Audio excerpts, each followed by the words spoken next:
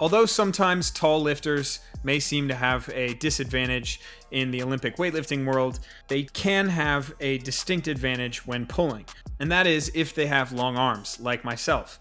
The important thing though is knowing how to use those advantages to post a higher total. Jorge Arroyo, the long-limbed lord, as I'm going to call him, exemplifies those advantages in this particular snatch of 181 kilos. The first thing I want to talk about is his start position. As you can see, he has to take a pretty large hinge to grab the bar. This simply means that his chest is leaned over quite a bit. The way he combats this large hinge and subsequent larger range of motion is to create upward leverage and upward intent with his thoracic spine and chest.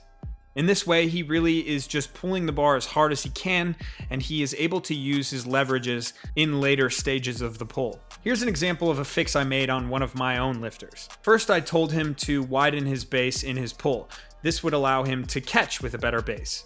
I actually talk a lot more about this concept in part 1 of the series, so definitely check that out if that's something that interests you.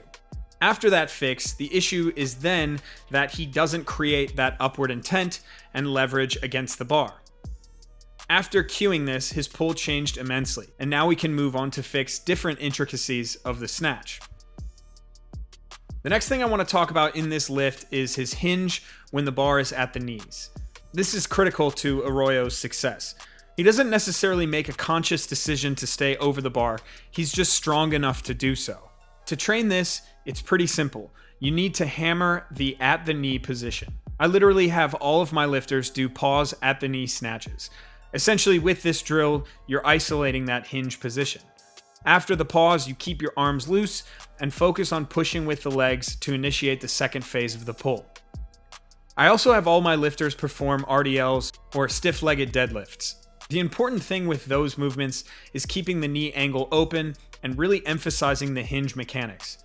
Obviously, the RDL and stiff-legged deadlift doesn't follow the pulling mechanics of a snatch or a clean pull. They are simply meant to train the lifter to be strong enough to get their shoulders back behind the bar after creating optimal leverage.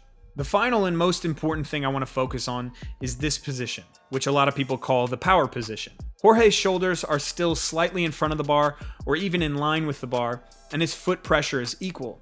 Even at this moment, he still has leverage on the bar, and this is because of the prior mechanics I talked about. It's important to understand that the quads do a massive amount of work from slightly before the contact all the way through final extension into the barbell. So as a tall lifter, you need to focus on 3 very important things when training. The first is properly using your leverages. This requires strength in the full hinge, and that can be built up with open angle knee drills like the RDL or stiff-legged deadlift. You can also use drills that pause at the knee to strengthen this position. The second is having upward intent from the start of the lift all the way through extension. Even though you may be folded over at the start, put force into the barbell and lead with your chest. The third and final key is using your quads to extend from the power position. If you just extend at the hips and negate the forceful push down with the feet, you are missing out on a massive source of power. Thank you guys for tuning in for this installment of Tips for Tall Lifters. If you're new to the channel, please subscribe and stay tuned for more informational weightlifting videos.